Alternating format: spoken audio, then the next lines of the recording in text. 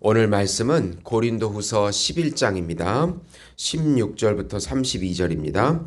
내가 다시 말하노니 누구든지 나를 어리석은 자로 여기지 말라. 만일 그러하더라도 내가 조금 자랑할 수 있도록 어리석은 자로 받으라. 내가 말하는 것은 주를 따라하는 말이 아니요 오직 어리석은 자와 같이 기탄 없이 자랑하노라. 여러 사람이 육신을 따라 자랑하니 나도 자랑하겠노라. 너희는 지혜로운 자로서 어리석은 자들을 기쁘게 용납하는구나. 누가 너희를 종으로 삼거나 잡아먹거나 빼앗거나 스스로 높이거나 뺨을 칠지라도 너희가 용납하는도다. 나는 우리가 약한 것 같이 욕되게 말하노라. 그러나 누가 무슨 일에 담대하면 어리석은 말이나마 나도 담대하리라. 그들이 히브리인이냐 나도 그러하며 그들이 이스라엘이냐 나도 그러하며 그들이 아브라함의 후손이냐 나도 그러하며 그들이 그리스도의 일꾼이냐 정신없이 말을 하거니와 나는 더욱 그러하도다.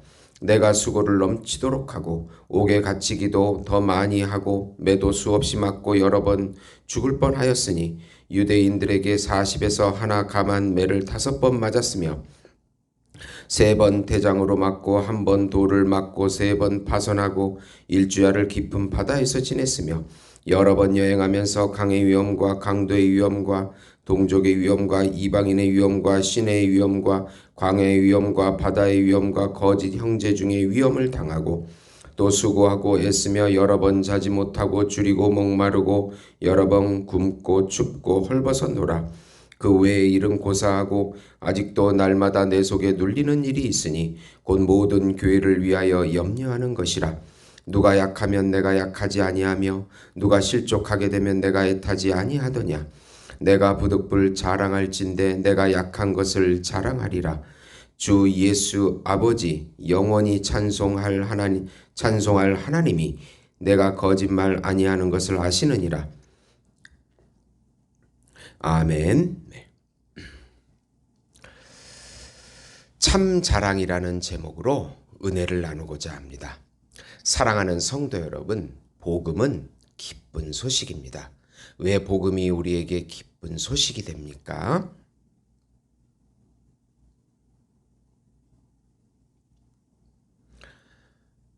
하나님께서 정하신 한 분, 하나님께서 준비하신 한 분, 하나님께서 보내신 한 분, 그분은 하나님이시고 하나님의 아들이시고 우주적인 왕이시며 우주적인 제사장이시고 우주적인 메시아이시고 우주적인 중보자이시고 우주적인 어린 양이시며 우주적인 참 인간이신 예수님께서 이 땅에 성육신하셔서 하나님 나라의 왕으로 구세주로 우리 안에 들어오셔서 통치해 주신다는 소식이기 때문에 기쁜 소식입니다.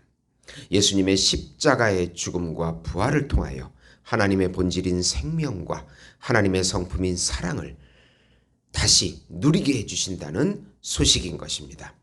예수님을 믿고 예수님과 연합하면 죄와 사망에서 해방이 되고 율법에서 자유함을 얻게 되고 세상에서도 자유함을 얻게 되고 사단에게서도 자유함을 얻게 되고 자기 자신에게서도 자유함을 얻게 된다는 소식입니다. 예수님의 새 자아와 참 자아와 영원한 자아를 지금 여기서부터 누리게 해주신다는 소식입니다. 자기를 부인하고 자기 거짓 자아를 부인하고 자기 십자가를 지고 십자가를 지면 예수님을 누리고 예수님을 나타내는 삶을 살게 해주신다는 소식이 바로 복음인 것입니다. 이 복음을 믿음으로 마음껏 누리시는 우리 성도 여러분이 되시기를 예수님의 이름으로 축원드립니다. 육적인 자랑이 아닌 예수님의 고난에 동참하는 참 자랑을 하라 하는 내용입니다.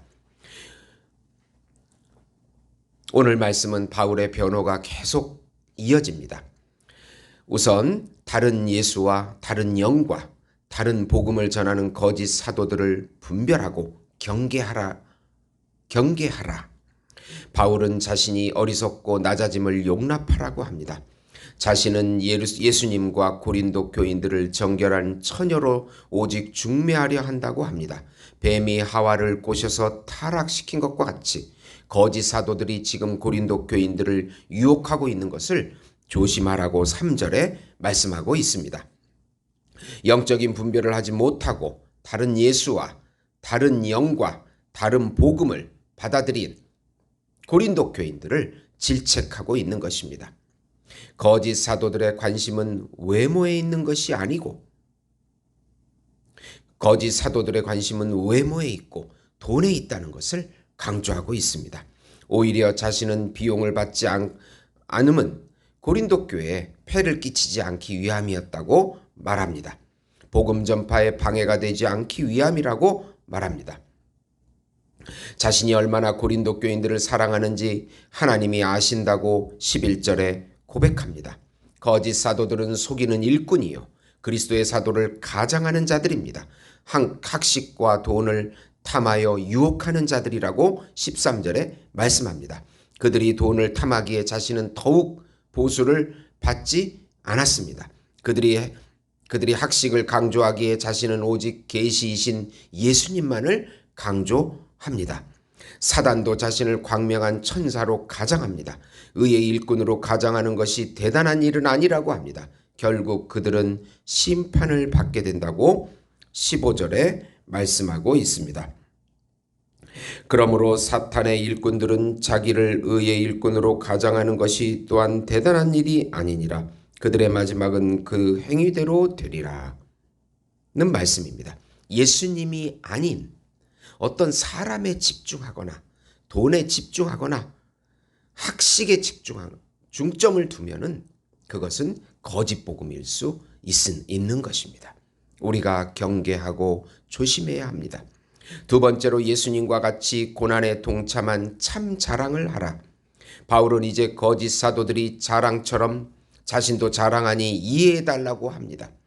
거짓 사도들이 교인들을 종으로 삼고 잡아먹고 빼앗고 스스로 높이고 뺨을 칠지라도 잘 용납한다고 말합니다.